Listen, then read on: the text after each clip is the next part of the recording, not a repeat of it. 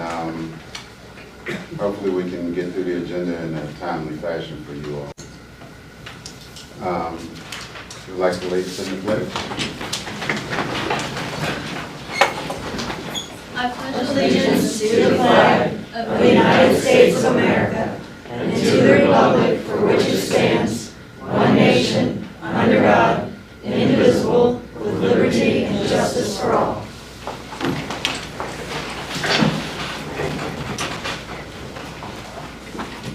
Can I get an approval for the agenda if nobody has any amendments? I move we approve the agenda as presented. I'll second it. All in favor? Aye. All opposed? Ayes have it. And we are up for recognitions. Well, Ms. Hester. All right, well, I reiterate what Mr. Perkins said, and I thank everybody for coming out this evening. I always get the privilege of being able to kind of be able to brag on everything that's taking place, and so I like to be able to take advantage of that. The first recognition we would like to do is honoring our spelling bee winners. Every year we conduct the annual NCPS spelling bee, and we've had some division winners this year. And so at this time I would like to honor them. And for our third place finish, I'd like to honor Marcus Briggs. So Marcus, will you please come on up?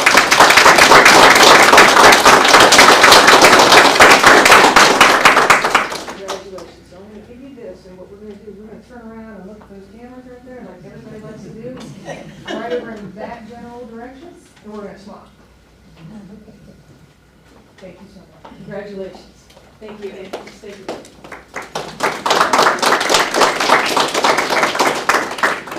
For our second place winner, I would like to recognize Sage Detweiler.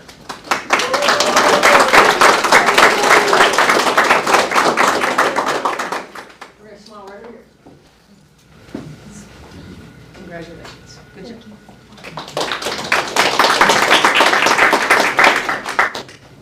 And, okay. And for the winner of the NCPS spelling bee, I would like to congratulate Sadie Perry.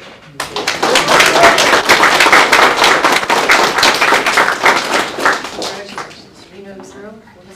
Oh, here, let's get to where we're in the window, right here, right there. You get the whole bag. Congratulations. Good job.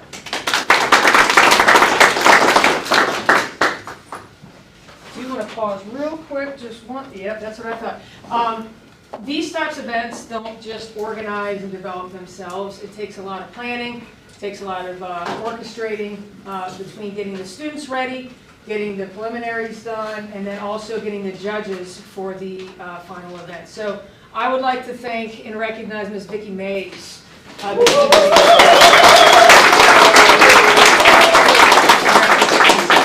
also going to get a picture of the nice lady in the green sweater. She likes to wear green. Awesome. Thank you so much for all your work.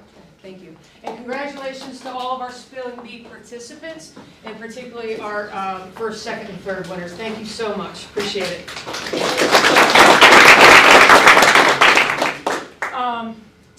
I would say that ordinarily, if you would like to, our students are involved in a lot of different activities. We have one getting ready to head out to, I think, Lynchburg for a tournament or something like that. We also have others. What? It's just practice. It's never just practice. Take our lessons from Allen Iverson. It's never just practice. You don't know who that is, that's okay. But it's important, so I don't want to hold you up. So if our students feel like they need to take off right now, I certainly understand. But our next recognitions are going to be of our Teacher of the Year, so you might want to stick around for that. I think one of the biggest joys for superintendents, school board, and then all of our professionals is to be able to recognize the peers and the work of our staff. And every year, the Teacher of the Year award is something that, to me, is so important because it's peer generated, it's peer nominated, and then voted on. And that holds far more weight and significance than just someone being, from central office tapping someone else.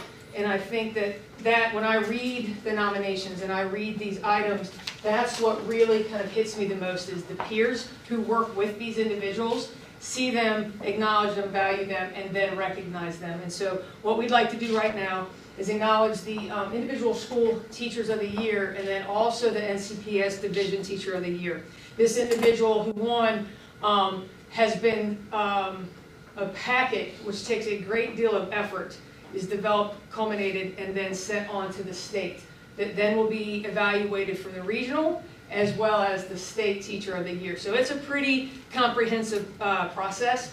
Ours in and of itself takes a great deal of work and participation, and then the further you go, like most things, the more that goes into it, and that's a lot of effort, and each one of these individuals are just phenomenal at what they do, and they're recognized for it. So the first individual that I would like to recognize is Bev Mewborn. So Bev, would you please come up here so I can talk about you? You can hold on to that, and actually this is back behind that, so you have it. And so one of the things that I always like to do is read what the nominating staff member said about each individual. And what they said, I love it because they're going to cry. I didn't see it coming from her the last time, but it happened. Bev Mewborn is, without a doubt, one of the most knowledgeable, selfless, hardworking teachers, see, I'm actually reading it, I'm not making it up, in the county. Throughout the year, she has continuously volunteered to step into any role necessary to help all NCHS students be successful. This includes working with students after school, coordinating peer tutoring for the National Honor Society, collaborating with colleagues daily, offering assistance to any classroom in need, and picking up an additional class during her planning for the spring semester. Physics? No, it was Algebra 1. Algebra 1. Oh, okay. Not only does she care for the students on her roster, she's also willing to give of her time and resources to any student in the math department. Bev is a team player who genuinely cares about the success of her school, her department, and her students. She exemplifies what a Nelson County teacher should be and deserves all recognition for her efforts. So I want to say congratulations to you, and thank you so much for everything that you do. Yes, we have to get out of the way of the way you call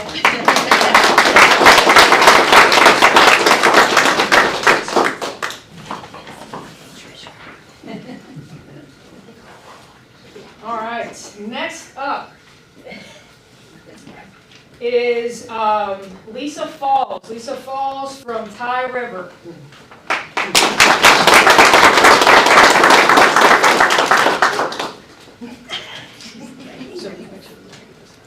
So I'm going to hand this to you, so I'm going to read you.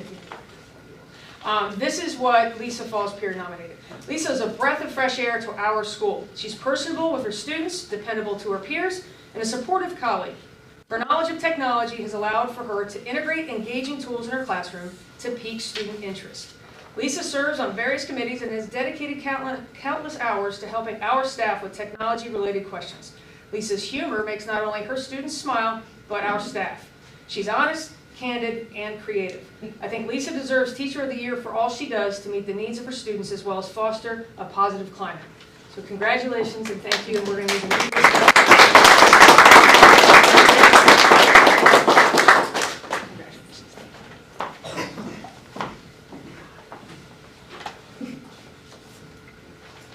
So I'm going to learn, it only took me 2 times, I'm going to stand over here. All right, next up, Tiffany Clark.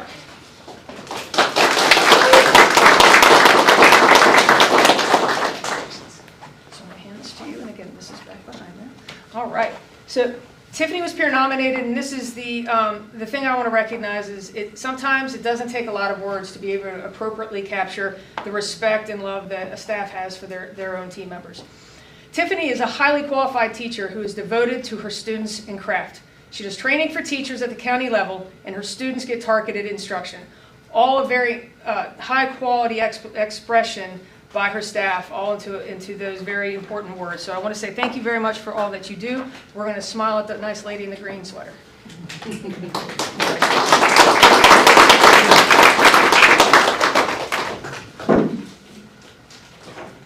All right. Next up, we have the Nelson Middle School Teacher of the Year, Stephanie Mayo.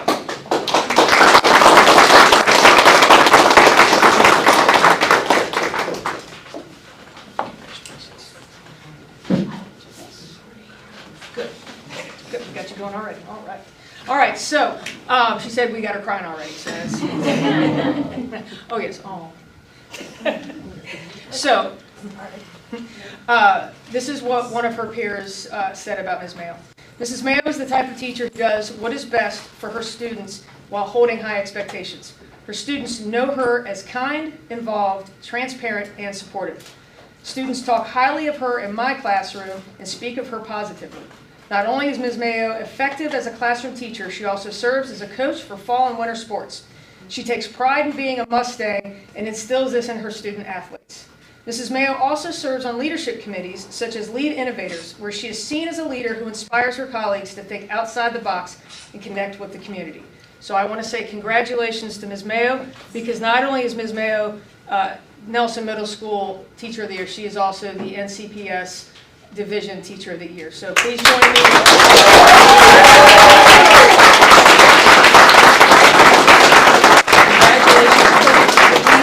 And as I mentioned before, Ms. Mayo, I mean, the impressive approach that she took to preparing the nomination to be able to send her packet forward. I think Ms. Choate said it was 60 pages.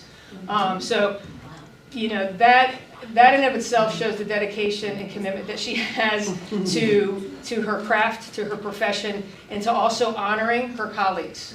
Because in effect, that's what she's doing. She's really giving back. And so I'm so thankful for what you do for not only the Mustangs, but what you do for all of Nelson County Public Schools. So thank you so much. And congratulations and best of luck as we move forward. So we're going to smile at this nice lady. She thought she was getting out of it, but no. Congratulations. Thank you so much.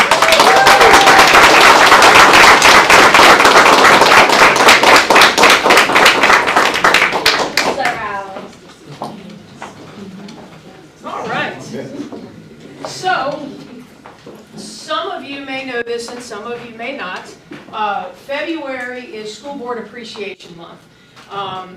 This month is dedicated to being able to celebrate those individuals that really put in a lot of hard work behind the scenes. The time that they're out in front of everybody are in days like this and they get to sit, you know, up here, but they really do a lot of the support work behind the scenes, and it's incredibly important for an entire division to run efficiently and successfully, to be able to have, you know, these individuals. And unfortunately, Ms. Powell was not able to make it this evening, and I know that that is something that she wanted more than anything to be here, but she just wasn't able to. Is when you get these 5 individuals solely dedicated to the mission and vision of pushing an entire division forward, I can't express to you how important that is, because there are places that it doesn't work like that. And I just am so thankful to be able to work with these individuals. You know, I appreciate the lines of communication. I appreciate the commitment that you have to our students, to our staff, and to our families. And I can't express that anymore.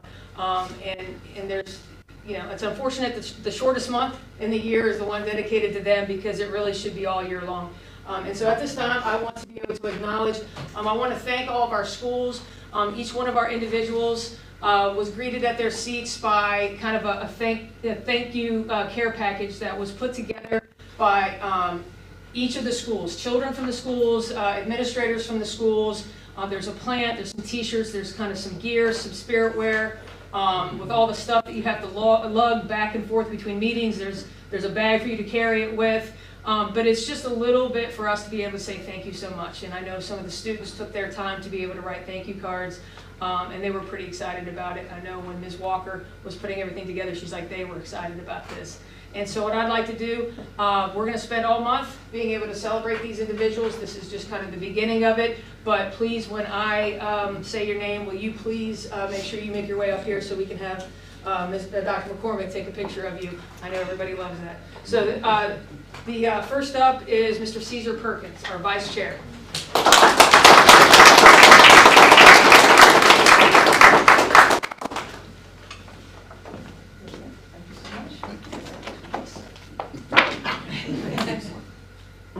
Thank you. We should do this in a more efficient manner. All right, the next individual that we would like to recognize is Mrs. Janet Turner Giles.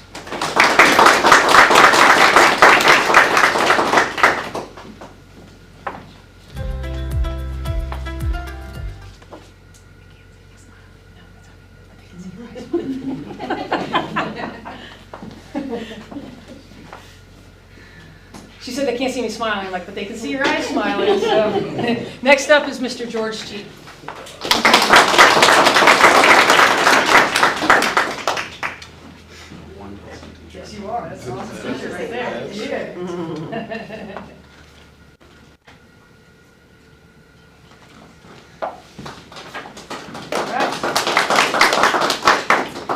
but not least, Ms. Margaret Clare.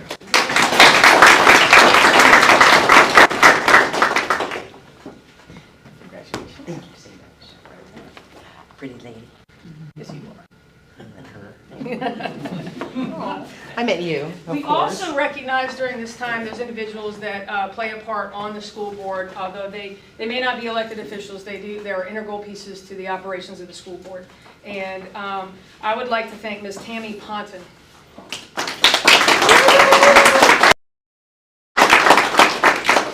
Ms. Tammy serves as our school board clerk, so she's the individual that kind of keeps us in line, takes the notes in the meeting minutes, so we appreciate your hard work and efforts.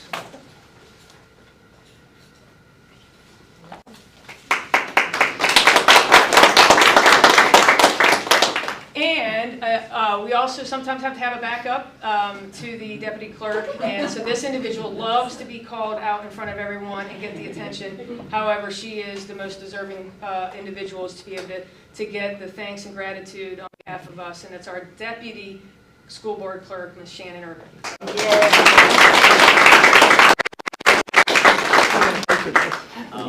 I hope so. And we dressed alike. We did. I know, if I'd known, I would have worn my black shirt. Yes, you can.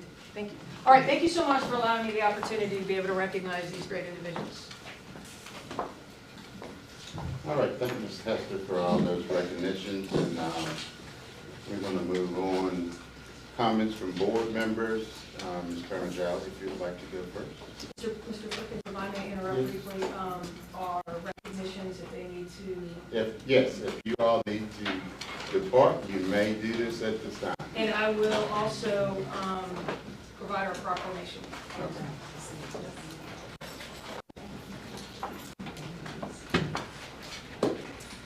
A part of School Board Appreciation Week, we also, on behalf of the school board, wanted to be able to make a proclamation. So if you bear with me on this, Virginia School Board Association Appreciation Month, whereas the education of Virginia school-aged children is the foundation upon which the economic, social, and intellectual capital of our state is built, whereas locally elected and appointed school boards play an important and vital role in a representative democracy, and decisions made by local boards of education directly influence instruction in Virginia's public schools, and whereas these decisions affect the present and future lives of children and also set direction to prepare all students to be competitive in a local, state, national, and global 21st century world and knowledge and economy, whereas local school board members work with parents, businesses, education professionals, and community members to create the educational vision we want for our students, and whereas this year's theme, Rising to the Challenge, reflects the leadership of local school board members as they serve their local divisions and advocate for public education with local, state, and federal leaders on behalf of students, and whereas School Board Appreciation Month provides an opportunity to celebrate Virginia school board members who champion the mission of public education, now therefore be it, whereas Nelson County Public Schools recognizes the contributions of the state local school boards to the academic success of its public school students and expresses its sincerest recognition to local board members for their focus on the well-being and achievement of the of children throughout the state. And be it finally, whereas Nelson County Public School recognizes February 2023 as School Board Appreciation Month and encourages local divisions, community leaders to appropriately recognize our state's dedicated school board members. Additionally, Virginia School Board Clerk Appreciation Week, February 13th, 2023, whereas Nelson County School Board joins the VSBA in recognizing the many and varied contributions of school board clerks. Now, therefore, be it resolved that at its meeting on the 9th day of February, the Nelson County School Board also recognizes the third week of February as School Board Clerk Appreciation Week. So on behalf of Nelson County Public School staff, we want to thank our Nelson County School Board as well as our Nelson County clerks in recognition of this proclamation. Thank you so much. Yes, I just want to echo what's already been said. All of the teachers are just so deserving of those awards. I will say that I have had, both of my children have had the opportunity to be with Ms. Mayo in the middle school, and it's amazing the effect that teachers can have on students. So just so proud that she was nominated the Teacher of the Year for the entire division, and I just hope that her nomination and award continues to go forward. Certainly, just want to personally thank Ms. Tammy, who I don't know where I'd be without Tammy, who continues to keep me in line.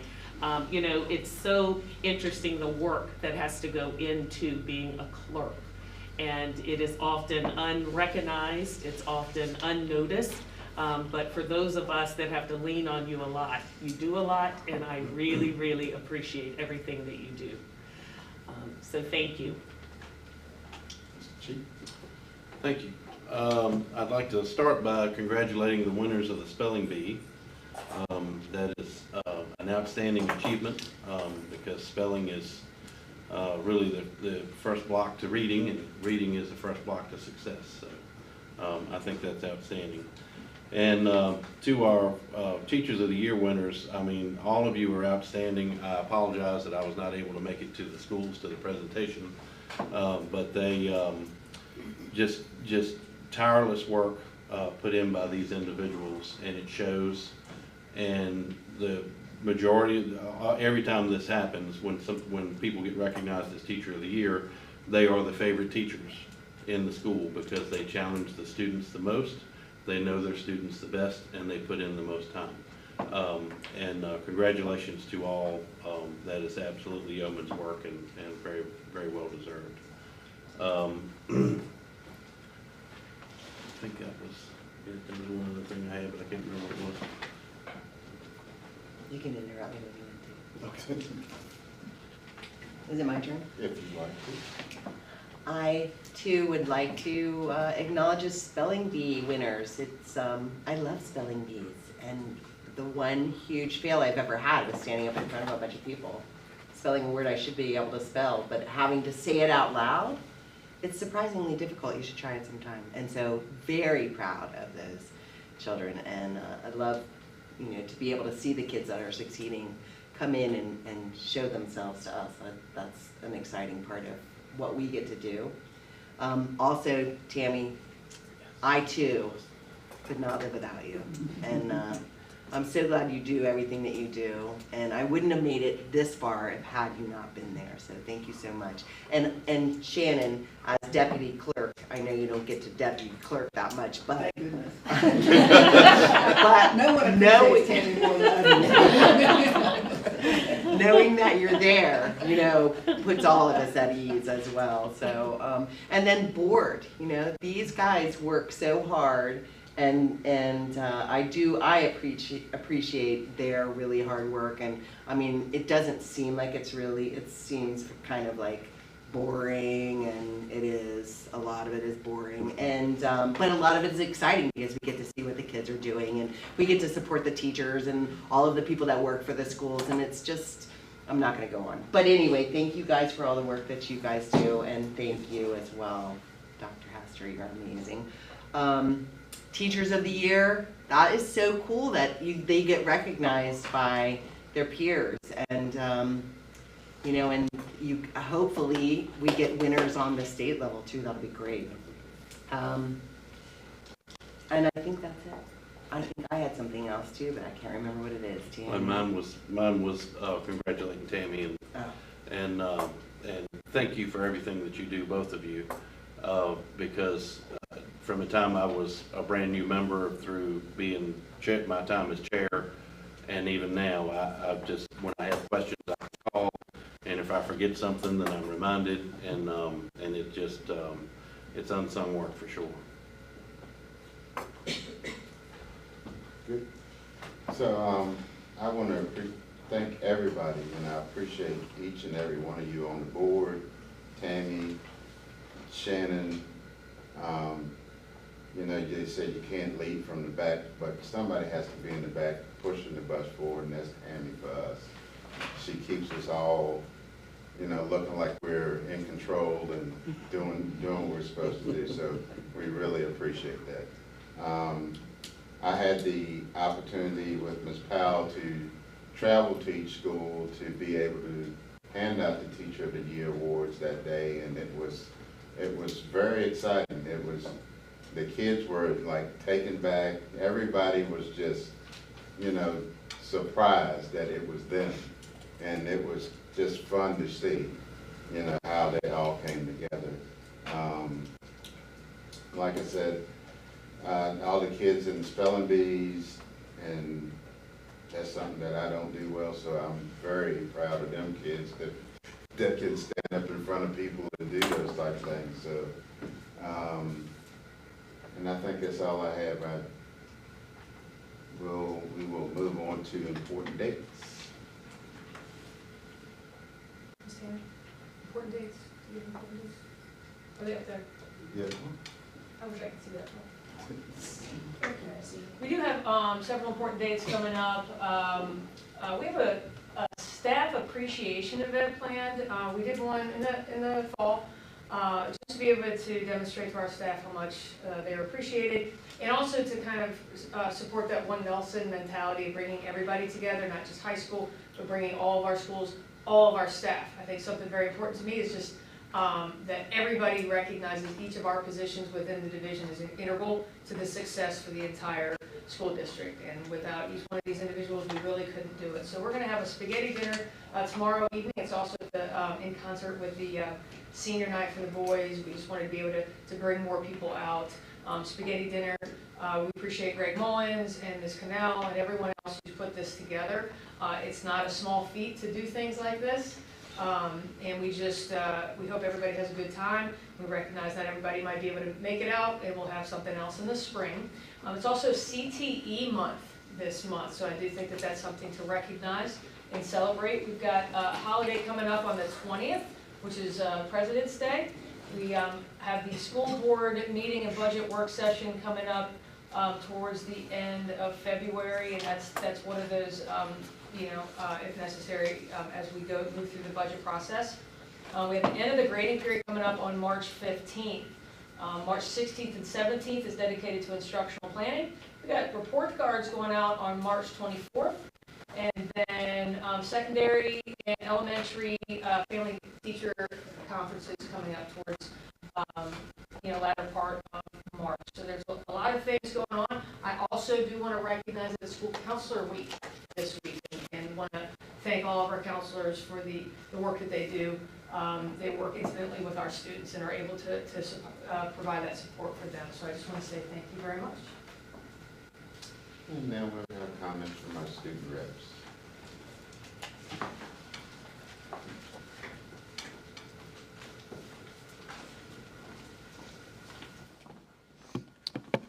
So there are a couple good opportunities to come out and support our students coming up this month.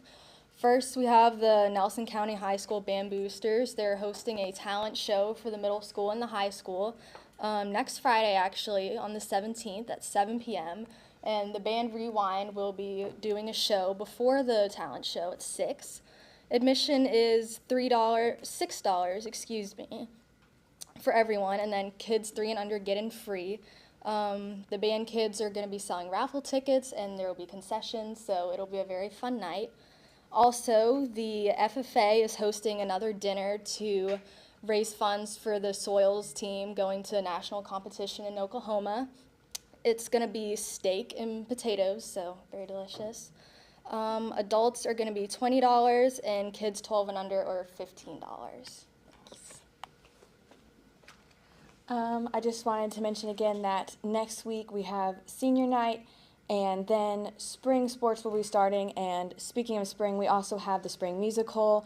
I believe opening night is March 10th, so please come support. I personally have loved being a part of it so far, so thank you.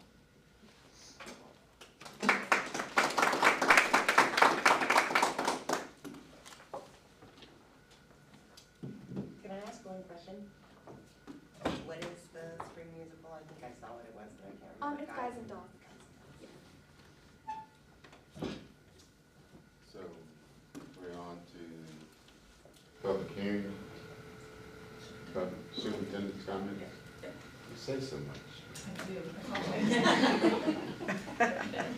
Does not hurt my feelings. So obviously I'm thankful for the dedication and hard work of our school board as they contribute from the background. School boards are really typically responsible for three primary things. You know, the hiring and firing of the superintendent. We'll just focus on the hiring. The passing of policies, and then the passing of the superintendent's budget. But that doesn't come close to all the different things that they do. They represent the students, staff, and community, not only from the districts that they represent, but really from all. Like, each one of them cares very much for every one of our students and staff, and I think I'm just very thankful for these individuals and what they put forth towards NCPS. We've gotten to that part of the year where we're starting to get into the end of the year preparations, like pushing towards developing remediation, after school remediation, interventions, and kind of really pushing through the meat of the second semester. And winter break seems so far away.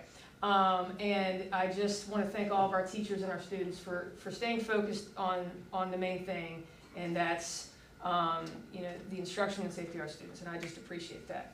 I also want to say congratulations to our District 13 all-district band performers. We had a really sizable group of middle school and high school band members who went out to Monticello, I believe this last weekend, to perform.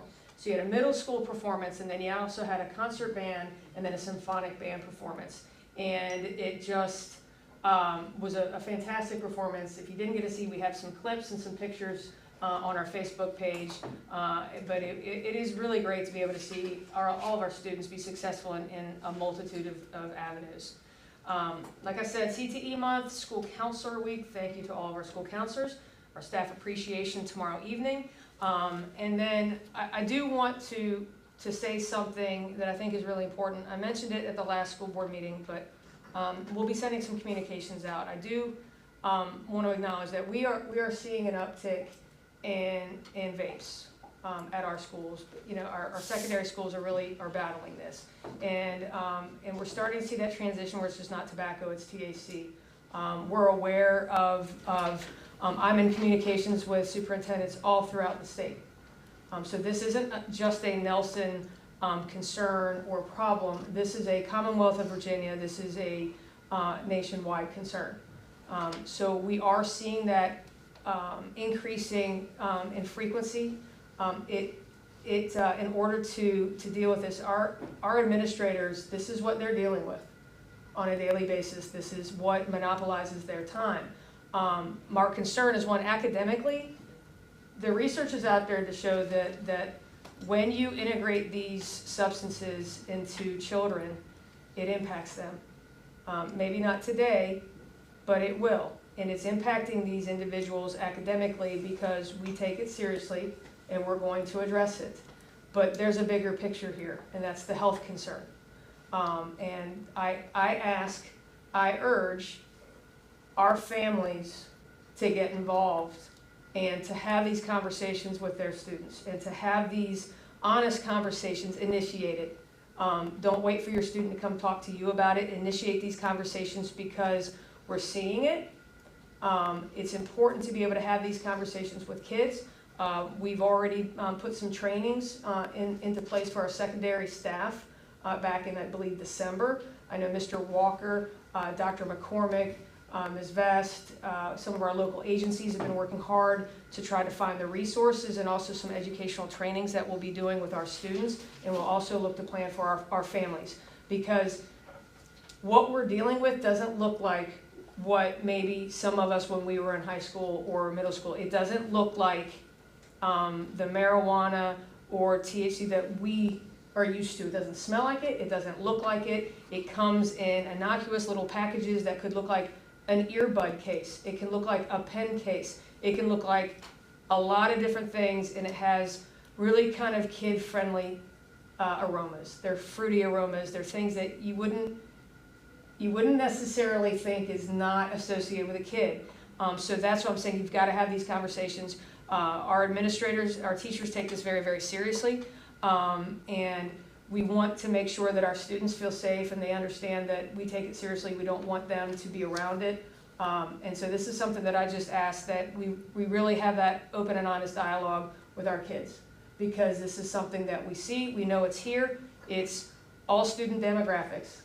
It's all pockets of students, all course level of students. It's all throughout the county in different pockets of geography. So if you're thinking it's not here, it's not mine, go have a conversation, because chances are your student has seen or heard the impact of this.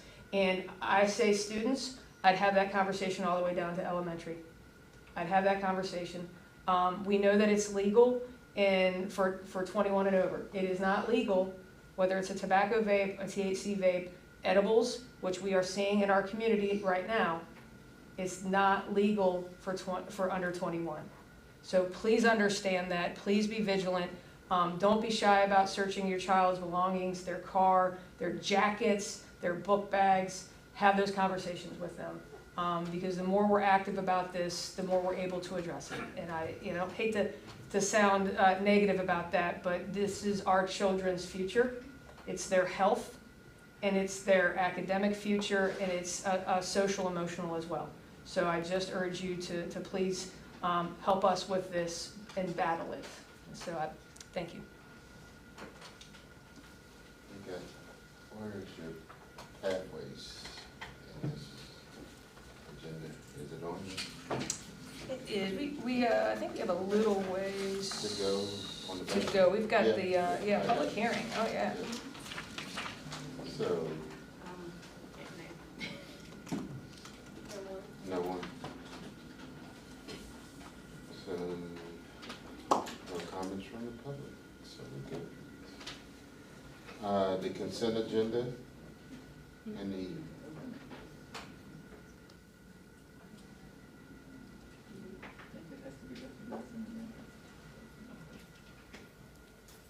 We have to Can we open. open and close the public hearing? okay. Is there someone?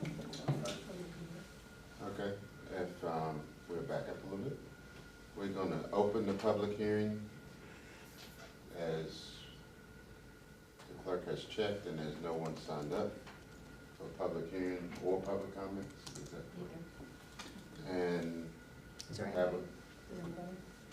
anybody? Anybody? Going once? So, can I get a motion to close public hearing? I move to close public hearing. Can I get a second? I'll second that. All in favor? Aye. All opposed? Motion carries. So now we're down to the consent agenda. Any questions anybody has? I move that we approve the consent agenda as it is. Second. All in favor? Aye. Any opposed? Motion carries. Items for information. Meeting minutes, first reading from January 12th. Meeting minutes, first reading January 26th. And calendar from Ms. Hester. Pathways. Yes. So I was just going to provide quick information. The last school board meeting, we introduced the proposed calendar.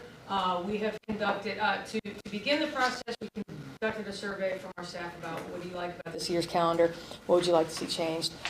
We try to kind of take into consideration all the things that we get back in the feedback.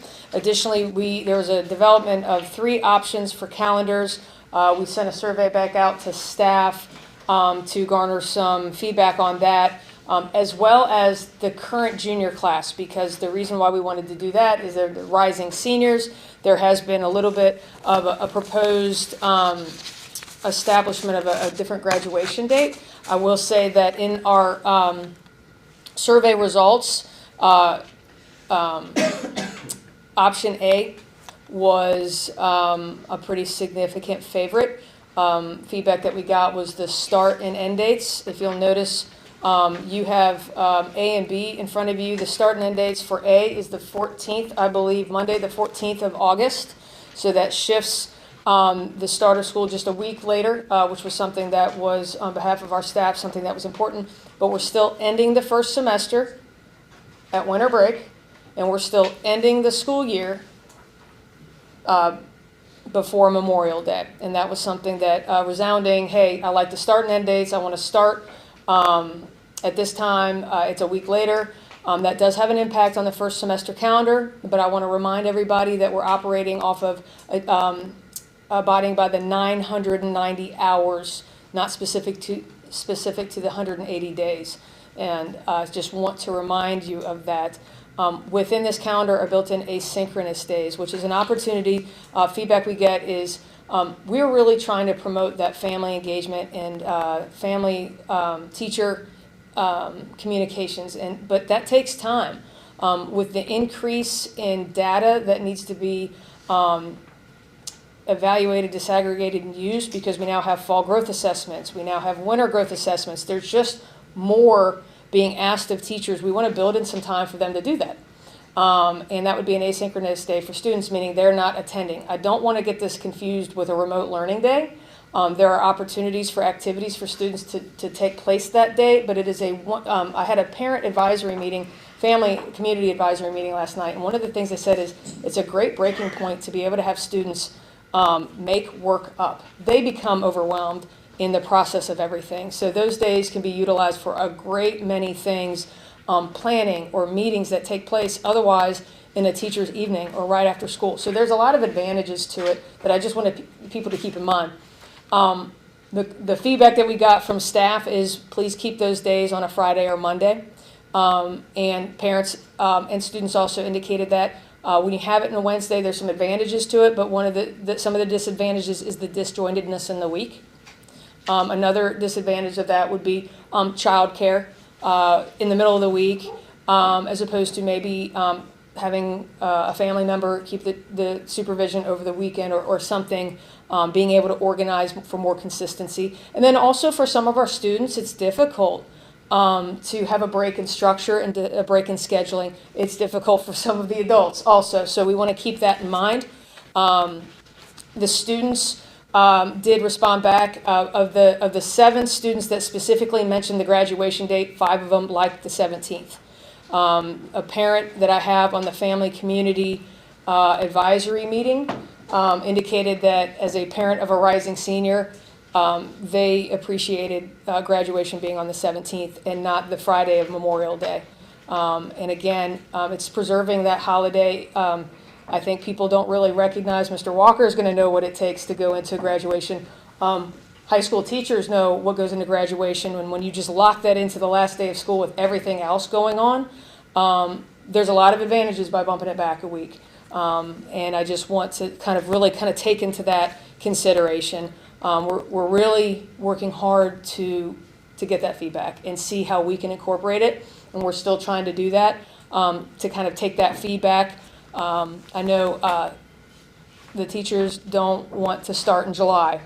July 31st is a Monday, August 1st is a Tuesday. So for that emotional start of being on a Tuesday, August 1st, the day after, it is amazing what that does. So I just want to bring that to your attention. I know that this is not an action item, but I know that we've provided this to you for an opportunity to digest it and process it, be able to ask questions, and then also for us to provide a little bit more feedback from the surveys that we've done, and to say, we hear the feedback, and we want to be able to consider questions or feedback from you all, as well as our staff and students and families. Sure. I like both calendars, but I definitely, A's fine. I totally see the value of having graduation on the 17th. I am sure that the good police officers in the county and the state troopers will appreciate that also, because herding traffic on Memorial Day weekend is hard enough without us messing up the works by doing that event. So no, I think this is great. Most of it's the same, but I like everybody. I like the teachers coming back in August, and I like the students being able to graduate a week before Memorial Day, and also like the way that there's consistency with the time off for winter break as well. Good job. Thank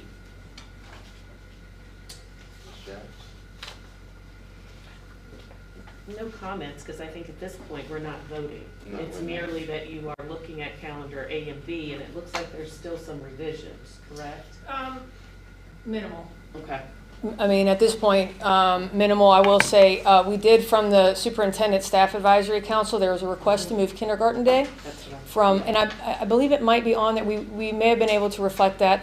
There was a request to move it from April to March, and one of the reasons why is we start to have child find, so we start identifying students that needed some services, and that takes some time to do, and we have our staff here during this timeline to be able to do that, as opposed to pushing it back a month, when that pushes some of our staff into the summer to have to be able to work on that, because there's certain legal timelines to be able to do that. And I felt like, well, that's certainly a reasonable request to make. So we took that back from the advisory group and said, can we make this adjustment in the calendar? And it really, it falls in the week before parent-teacher conferences, which it is one day, but it's not doubling up within the week. And it's important to get that done. The other adjustments, I mean, there's a week difference in the first semester Yeah. between the two, but I think the teachers felt that, you know, we have more inclement weather days in the second semester. So we get more impact in the second semester from losing some of those days. Yes, we have the option of being able to use remote learning days, and we try to do that for some continuity of learning and that connection, and sometimes that social emotional connection to the teacher, to what you're learning and what you're working with. But sometimes you want to have a snow day. Sometimes everybody, I told the parent, sometimes it's our teachers wearing their jammies inside out and throwing ice cubes in the toilet. They need that day also. I'm not gonna lie, I'm not that person anymore. But I know that there's a special place in every educator and every child's life for a great snow day. And so we want to be very cognizant of time taken away from that, because we can't count them. Remote learning days, we can count towards instructional hours. Asynchronous days, we can't. But I think they're valuable for our teachers to be able to still be at work and be able to conduct some things and get it done, and they don't feel that pressure after school. So that's why I do think it's important. Not that's something that we come back and like, absolutely not. But I think that this is really important to kind of put into place to see how it works for us. Yeah, I think both of these. I think at the last meeting, it was calendar C with the graduation on the 31st. That gave me lots of heartburn. So I really appreciate you reaching out to those seniors, to the juniors, Yep. rising seniors, And to gain yeah. their insight. And I think academically, when you start later, it's less time for your APs and some other, there's another instructional impact. And I try to remind people this is an instructional calendar, not the community vacation calendar. And it goes for us too. So I just try to say, hey, let's keep this in mind, because there's a lot of moving parts to it that are important. You know, you base your calendar off of the school day, that's the shortest, that goes towards elementary, and then sometimes high school aspects drive some decision making, but not all. But there are some important aspects that you have to really account for. Perfect. So this will be back for a vote in March. March. Perfect. Mm-hmm. Well done. Yeah, we don't want to rush through this process. Ms. Blair? I have no questions. All right. Thank you. Fantastic. You're up. I'm up again? All right. All right, Ms. Tammy, when you get a chance, can you put the pathways up there for me? All right, thank you. All right, time for our pathways to success. So the first thing that we have up is administration. We are in the thick of budget season. We have presented the superintendent's budget last month. We've had a work session among the board members. So we feel like we have a really solid budget that's been prepared and presented. Later on in the agenda, we'll have some updates on the budget, just some things that have come to light in the last week or two. So there's a lot of work on that. We also have meetings with vendors that allow more opportunities for credit card use, so that it gives our teachers and our administrators a little bit more flexibility to do some things without worrying about like having to get the POs or cash and things like that. You still have to have the POs, but it just gives that flexibility. Also looking at options for employee optional insurances, flexible benefits, and tax sheltered annuities, which goes back to the savings to our employees. We're also preparing the audit for CARES and ESSER grants, which is a monumental undertaking when you consider the amount of money, all the different lines and all the different things that goes to what is supported through these grants and monies. Instruction, it's been a busy last month. As we recognized our spelling bee winners, as you see in the upper left-hand corner with Sadie Perry, Sage Detweiler, and Marcus Briggs. So we congratulate them. We also had literacy conferences held at the elementary school. Tuesday was, I believe, Ty River, and tonight is Rockfish River Elementary. And Mr. Cargill was able to stream this and save it for people to be able to watch. And it was a really great turnout, and I think a lot of parents got a lot out of it. So we appreciate everybody that was involved in it. We have a lot of participation in Bailey team meetings and lead innovators that is going to contribute to the work of our profile of a graduate, which is really, really important. So at the end of the 13 years that students spend with NCPS, some of them a little bit longer, they understand what our final product is, and that they have an opportunity to be successful in college, career, and life. And so that's really important. Like I said, family literacy nights and literacy conferences. Talented and gifted students were working on several themes throughout the month, where they were doing a lot of project design and then working through that. The middle school talented and gifted students were working on investigative projects, and so they chose places throughout Virginia that they could visit within school hours. And some students visited Blackfriar Theater in Stanton, other places, the Blue Ridge Tunnel. So it was a really hands-on experiential participation. There was attendance at the VESA conference, and what was so great about this is the focus on cultural relevance in the multilingual learner. So really being able to provide those services for all of our students. And like I said, February is CTE month, so we had some students from Ty River come over and visit and look at the CTE in fine arts. To be able to look at some possible career exploration opportunities, but also just the available participation courses and events that they have at the high school. So it was a really great month in terms of being able to support our students. For pupil personnel, we continue to have VAP testing and administrative training. We have online trainings for various things like threat assessments, meeting with state representatives to work through Handle with Care, which is a system that we have in place to be able to support students who are struggling at home and coming to us with some concerns. The Winter VCASE conference in attendance to be able to, for our, Dr. McCormick and her crew, preparing for the child find developmental screenings, as I mentioned before, as we start to head into, that's one of the reasons why we wanted to move kindergarten registration. We also have prep joint meeting in the budget development. We have annual plan preparations. And then we also have where our RRES, our Rockfish River Elementary 5th grades, earn PBIS points and rewards. And then we're able to be shoppers at the PBIS teacher store. We also had students working through various lessons, as you can see here. In terms of human resources and communications, we're going to start to amp up in our recruiting efforts and going to recruiting fairs, job fairs. But obviously this last month was a really big month for us in terms of Teacher of the Year and going through the voting process, the vetting process, and working. And as you can see, really traveling around. And I think Mr. Perkins really hit on it. When we went to these schools, to see the excitement of the students in the classrooms, or not even in that particular classroom, they just saw us walking around, and when they heard what it was about, the teachers that went into the classrooms, and to see them so excited for their colleagues and for their friends, and that was really important to be able to watch. And we just said, come on with us, come on in, you might as well share in the joy of it. And so that's what's been taking place. Recruitment fairs for the spring 23, going to various places like UVA, Lynchburg, JMU, George Mason, Liberty, North Carolina Central, Appalachian State, Old Dominion, recruiting the Pittsburgh area, all these different areas to be able to bring in the high quality employees that will be able to support Nelson County.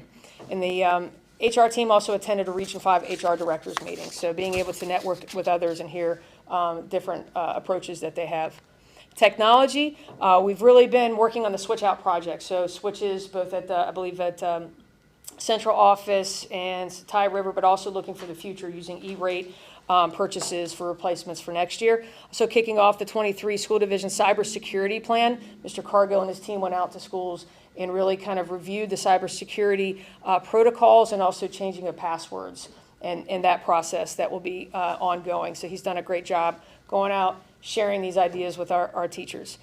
Security grant, we're waiting on vendors to submit bids. We've talked about the security grants quite a bit, but all schools are going to be equipped with conference rooms with a 75-inch Promethean board. We also are looking at the various grants for updating serving line cameras, parking lot cameras for that supervision piece, films, vape detectors, all these different things to go in towards the safety and security. We're also working on a framework to begin the One Nelson podcast. We're just working through the equipment acquisition, mission development, and partnerships and networking, and also finding students to be able to work on this project, not just have it be adult-driven, which is really kind of cool. Maintenance has been busy. There was a process through beautifying and sprucing up the playground at Rockfish. Also working on the electrical connections and circuits for the Ty River freezer. And then also working on in conjunction with technology, transportation, and others for the safety grant, and working with Ms. Irvin on the safety grants for both middle school and high school and other schools. Transportation. Transportation has been a busy month working on weather and checking on roadways. I'm so thankful for Mr. Campbell and Mr. Ashley and both of their teams that assist in going out early in the mornings to evaluate the road conditions and ever-changing weather patterns that take place. They're out there. We have a cadre of bus drivers that help provide some information to allow us to kind of sift through the information to make decisions. So they're integral to that. Transportation staff was able to test drive the Julie electric bus. Mr. Cheap, we're also in the process of creating that criteria and the checklist of how do we evaluate this to really see we getting a bang for the buck. It's free right now, but sooner or later it's going to cost. So let's see what it can provide so we can make the best decision possible. There are some differences in how you operate those buses. So knowing that we're going to have some training, Timmy Campbell, who's been with the county for a while, was able to kind of test it out and take a look at it. And I just want to draw your attention to that picture at the bottom right. I should have probably made it really big, but that was a picture that Mr. Ashley took at the beginning parts of the sunrise on one of those inclement weather days that we were going out super early. And he was able to kind of take that breath and see this. We work and live in a really beautiful area, and just sometimes it takes being able to recognize that. So I thought that was a really cool picture that he wanted to include. He's also continuing training with the drivers and the mechanics. And then last but not least, food nutrition. Conducted required on-site reviews for breakfast and lunch at each site for Rockfish River and Ty River. Homemade mac and cheese was served to our students at RRES, which you see in that middle picture. Ms. Cannell and her crew are constantly trying to find creative ways to provide good, solid nutrition to our students and giving them a say-so in it as well. And then there are long lines at Ty River while students wait to grab their grab-and-go breakfast. As you see on the picture on the right, the preparation of all of that. And I just want to say thank you for everybody and their hard work. I have the wonderful privilege of being able to review all of the different items that take place on our pathway to success to fulfill our mission and vision. So thank you. All right. Any questions? No, we're good? All right. And we're going to move on to the superintendent's budget. Ms. Irvin?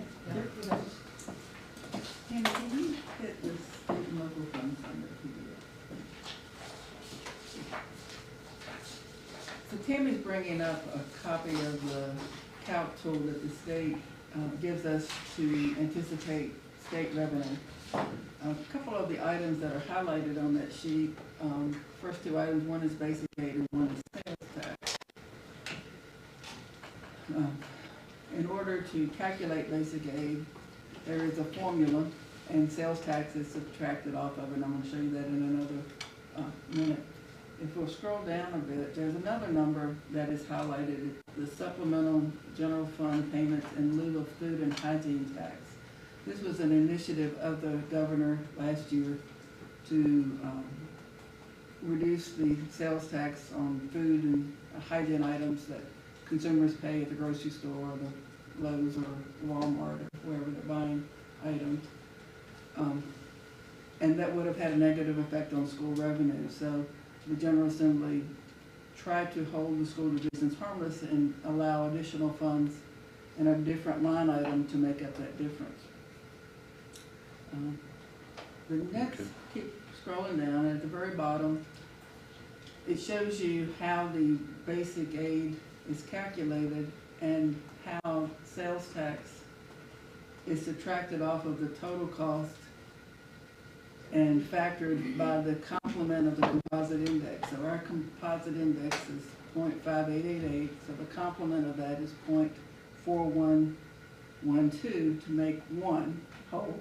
So you take the amount of money that they were going to give us for the payment in lieu of groceries and apply it by that complement of our composite index of the 0.4112, which meant Nelson County would have received $60,935.72 less in this current fiscal year because the state elected.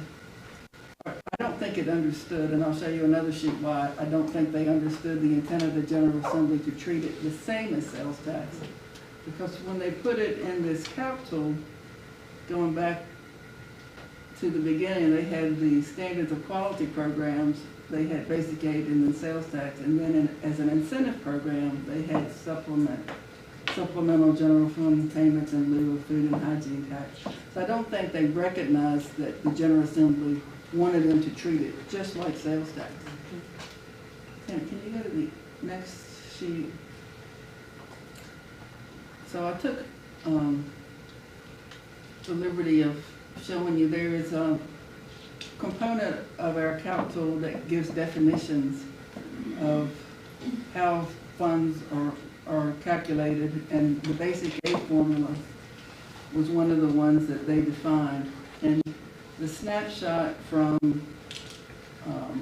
the special session last year defined basic aid is a per pupil amount times the adjusted ADM minus sales tax times 1 minus the composite index equals the state share. So that was the information that was given to finance directors last year. So if you look to see what the current definition is, they have now adjusted that definition to include minus the sales tax, minus the grocery tax on farmers. So I don't believe the Department of Education understood that that was the intent of the General Assembly. I don't think it was a mathematical error. I think it was a misunderstanding of how the General Assembly assumed that we would handle that supplemental payment. For next year, the projected 366,133 hold harmless for the sales tax would affect basic aid by 150,553.88. So that would be additional monies that we would be short in our budget for next year should the General Assembly choose not to make any further adjustments. They had crossover earlier in the week, and the Commonwealth Institute did a wonderful job of laying out the governor's budget, the House budget, and the Senate budget. And I'd like to highlight some of those differences. The Department of Ed has not yet been able to give us new calc tools that would show us what this means for Nelson County. But in overall, in the big picture statewide, these are some of the differences that have come out. The governor's budget included a 5% cost of living adjustment for SOQ funded positions. The House appropriations and the Senate put in an additional 2% cost of living increase. So the increase next year, instead of being 5%, would be 7%. Though, as we all know, not all of our positions are covered by standards of quality, and so those that are not would be fully funded by the locality. Those that are, we would have to match by the composite index, so that will increase our budget.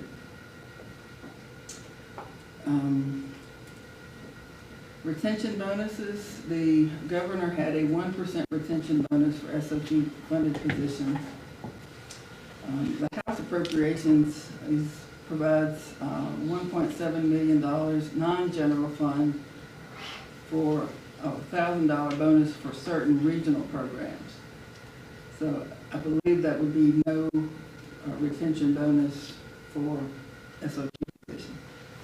The Senate Finance Committee put in a $1,000 bonus for instructional and support positions.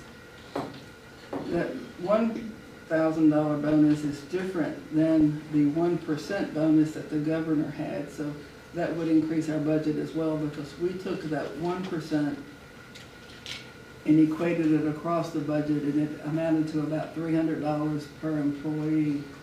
This putting in $1,000, will double at least what we would have. The governor's budget had a $5,000 bonus to top performing teachers. It was not included in either the House or the Senate budgets. There was a $10 million funds for a one-time bonus for hard-to-fill positions in schools. The House was at the same $10 million, and the Senate was the same $10 million. So there is recognition that there is a hiring crisis in Virginia, especially involving public education. The support cap, the governor's budget did not address eliminating the support cap, nor did the House. The Senate eliminates the cap on state funding for support staff and included in their budget $270,600,000 to do so. Specialized support staff, there was nothing in the governor's budget or House budget for that. The Senate budget put in $56.9 million for the state share of additional mental and physical health staff. Reading specialists, the governor's budget funded $16.9 million for funding the share of one reading specialist per 550 students in grades 4 and 5. The House funded $30.8 million, but they included not only grades 4 and 5, but one per 1,150 students in grades 6 through 8. The Senate, they had one per 550 students in grades 4-8 and additional general fund for literacy support. So they funded $51.1 million. ELL instructors, the governor or the House, neither one of them addressed that issue. The Senate put in $24.3 million to have a 24 to 1,000 ratio for next year. Math specialists are the same across the board. They all put in $7.2 million for funds for K-8 schools with low SOL scores in math. The House put in $3 million for additional instructional assistance at low-performing schools. The Senate put in $38.6 million for low-performing schools for instructional assistance. The hold harmless, the House put in $4.9 million to support, and the House put in $58.1 million in fiscal year 23 for the state calculation error. School security, no additional funds were put in the governor's budget. The House put in $13.5 million, and the Senate put in $50 million. High poverty schools, the Senate put in $37.1 million for additional support for at-risk add-on. Let's see, the only other difference was in lab schools. There was $50 million to fund per pupil costs for lab schools in the governor's budget and the House. The Senate reallocated lab school funding to the school divisions and took out $95 million for that purpose. So they were some of the highlights. Just to prepare for getting the revenue estimates, I went ahead and on the expenditure side and just put in what a 7% cost of living would do to our budget. and I came up with a $404,871.16. That would be additional cost. Again, that will be offset somewhat by the state when they give us our capital on what the state will apply to those SOQ positions. So I hate to inform you that the February 26th, 23rd meeting will be necessary. Hopefully by then we will have the capitals updated for the different versions, and then we will have our health insurance renewal supposed to come in by the 15th. So it'll be much more clear at our next meeting. I will say that I appreciate having an opportunity to meet with Ms. McGarry every month. So she also has been very engaged in reaching out and just making sure that we're in conversation, so we try to update. So I just appreciate that, to be able to be on that same page of saying, we're looking through this. This is the second day after crossover, so they're really still going through some things. And so unfortunately, it's not all finalized right now, but we're keeping track of what that impacts. I always just say, when we talk about SOQ positions, that's something that is determined by the state. It's not us. I think, Ms. Irvin talks about it was used as like a funding formula, but it doesn't reflect the value of those individuals who are not deemed SOQ. We don't operate a successful school division on just SOQ positions. We operate it on all of our positions, and so that's why it's so important for us to value and be able to support that, because it's just funded through a different way, and it's not used for staffing. It's really used as a funding, and I just think it's important for us to value all of our staff. Thank you. Thank you, Shane. We're down to items for action. The equipment for the E-cell, what's that? Yeah. On the Gov deals? That's what that gov is? Yeah, the equipment for e-cycle additions to the Gov deals, we're required to put it on there. Okay. So does anyone have any questions? Sorry.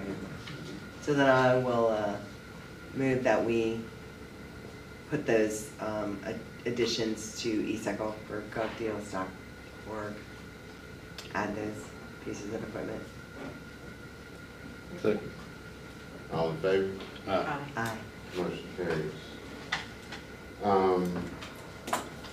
So, do we need to reschedule the April meeting? I think there does need to be a vote on that, and as discussed at the last meeting, is the proposed reschedule date is April 20th.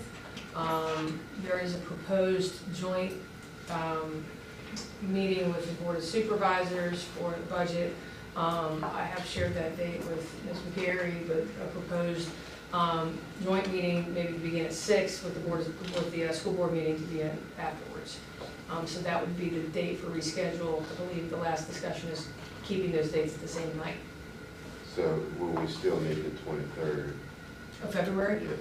Yes, for us, correct. So February 23rd, that's, Irvin was just saying that because of all these changes and the need to be able to have a conversation, probably will need to keep that February 23rd date. So then the April 20th is the joint with the Board of Supervisors. February 23rd is our work session. Okay. Yes, sir. All right. So we don't need to vote on the 23rd, though, that's already set.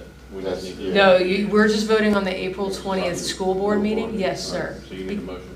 Yes, I do. I move that we move the April 2023 Nelson County School Board meeting to Thursday, April the 20th. I second it. All in favor? Aye. Any opposed? Motion carries. So we will be meeting on April 20th at 6. And everybody had a chance to look over the field trip. Any questions? I move that we approve the FCCLA State Conference field trip to the Virginia Beach. We have a second. All in favor? Aye. No opposed? Motion carries. Is there a reason for a closed session? No? I don't have any questions, no. So no personnel, no student matters, no? Do you want to have a closed session? No, we don't, Right. Then we can skip that part, right? We just need. We have no approve. questions on the PAR, then you want to do No, that? we good, we good? Then I move that we approve the personnel action report as presented. Second. All in favor? Aye. Motion carries. Bye. So, if nothing else, have a motion? Have a motion to adjourn? Second. All in favor? Aye.